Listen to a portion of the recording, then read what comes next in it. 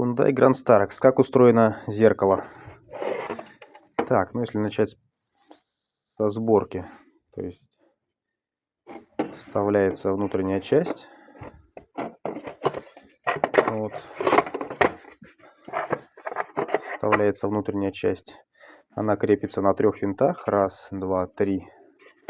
Далее с этой стороны оно крепится здесь сюда. Далее одевается вот эта часть сюда на 3 винта. И потом уже вставляется и крепится вот эта часть. Ну, разборка в обратной последовательности. По цветам проводов получается: красный, зеленый — это складывание зеркала, желтый, белый, синий — это управление зеркалом вверх-вниз. Это, соответственно, поворотники у нас белый, черный.